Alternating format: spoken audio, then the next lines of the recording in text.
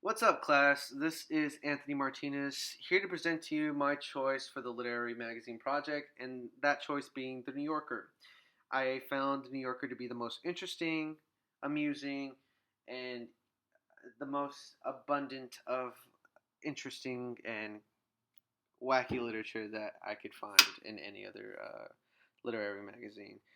I feel like the class is definitely going to benefit from subscribing to the New Yorker. I stand behind it and with everything that it does include, from its satire to its commentary or even its criticism.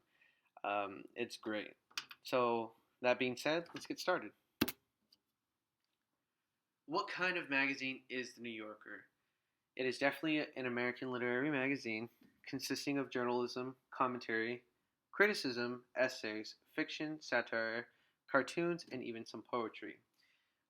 For example, a lot of political cartoons that you might see on social media or any other forum that you folks enjoy to visit definitely come from the New Yorker, or at least have been inspired by the New Yorker. Has a wide variety of these different cartoons. Definitely check it out if you do have an interest in them.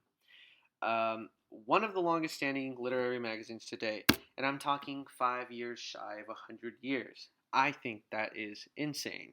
Uh, that is because Harold Ross and his wife, Jane Grant, established the New Yorker February 21st of 1925. Manhattan, New York is the place where the New Yorker was born. It established itself as a preeminent forum for serious fiction, essay, and journalism. So think about the time in which the New Yorker was made, how revolutionary and how aesthetically different the magazine was compared to a newspaper, its competitor. It had a bunch of different information. It had literature, and actual literature in it for the people's enjoyment. I thought that was great. I feel the New Yorker was way ahead of its time at the time. So, um, good on Mr. Ross and Mrs. Grant. They definitely did something with this. The New Yorker's literature. It publishes a short story weekly. It's a magazine that welcomes all genres of short stories. It does dabble in foreign literature. It will translate a lot of foreign literature to English to be enjoyed internationally. It does include introspective domestic narrative and surrealism. Notably, the New Yorker has recently been interested in short stories that portray the human perception of time, thought provoking, and existentialism. Famous writers that have been published in the New Yorker, none other than Stephen King, John Updike. We studied him in class, which I thought was very interesting.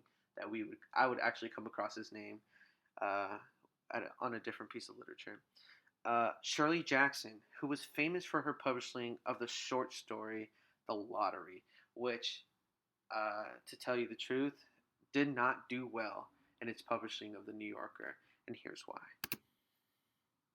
The Lottery. The Lottery was a story about a small town in contemporary America in which one in the small town with a population of 300 would enter a name and be picked at random for a sacrifice via stoning. Now, when I say the whole town participated, we are talking as well as the kids. They would pick a name from a box, and once a year they would do this, and whoever was picked would be stoned to death in hopes that the they would have a good harvest for a year. So, in a way, the story was telling this uh, sacrifice one for the greater good of all. Now, the rest of the story, it did kind of conclude to where the townspeople were questioning if the idea of the lottery was a good thing or a bad thing, whose moral compass was pointing the right way and whose wasn't. And that was definitely open for interpretation. There is big debate on who was right and who was wrong. And that's why it was so controversial. The story received backlash, and loads of it. Loads of hate mail was being sent to the author along with to the magazine's publisher. It was not pretty. It was definitely a first for the New Yorker, but they didn't back down. They represented this story in their magazine, and they weren't going to take it away. The story would later gain its notoriety down the road for its symbolism of farm culture in rural America. The story definitely gave a voice to these people, these unspoken heroes who deal with these struggles every day of their lives. The racy and the unapologetic. And I say that with a smile on my face because the New Yorker is definitely that. As you can see on the bottom right, from the picture, that is Barack Obama dressed in Middle Eastern garb, bumping fists with a Russian shoulder, it seems. Now, the New Yorker is known for publishing politically biased cartoons that include presidents, politicians, or even foreign powers.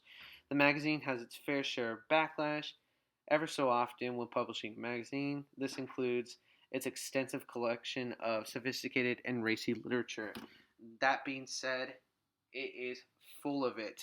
It like I said before, it represents itself as sophisticated and multicultural and international, but it has this blemish on it that is just, I think it's hilarious. And that blemish being its satirical content, its commentary, its criticism of everything. It is literally a magazine that has something to say about everything, and it's great.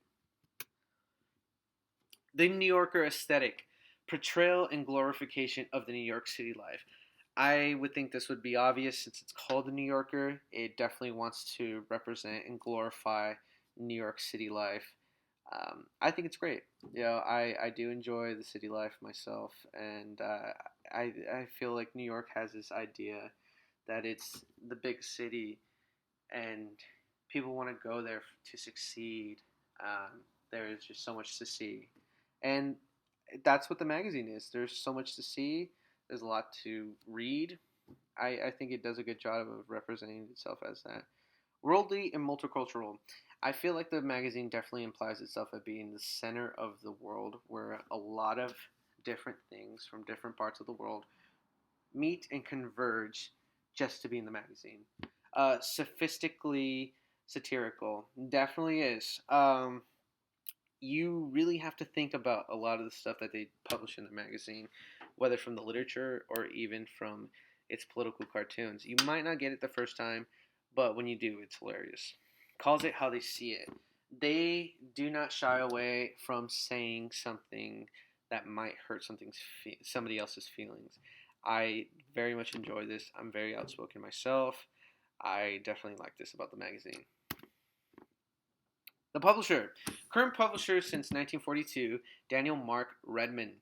The founder, Harold Ross, fun fact, published the magazine from 1925 to 1936, which is insane.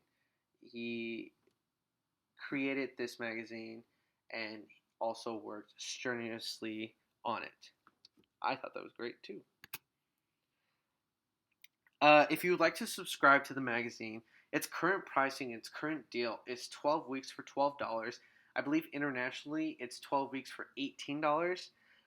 Usually the subscription is $1 a week.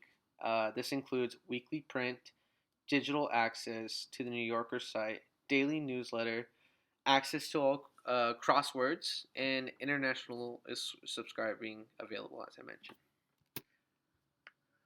Submitting a short story. I thought this was pretty straightforward that the magazine did represent well. Submit the story as a PDF attachment using the magazine's online submission forum. You may also email your email of the story to fiction@newyorker.com. Send one story at a time. Allow 3 months for response. Submit by mail. By mailing address as well is available to the New Yorker, One World Trade Center, New York, NY 10007. Overall impression: I like the magazine, and I subscribed immediately after reading a couple issues. Um, I definitely recommend the magazine to many of you. If you haven't already subscribed to a different one, I think it really is worth it. Getting a magazine a week and also having access to it digitally is pretty cool. Thank you.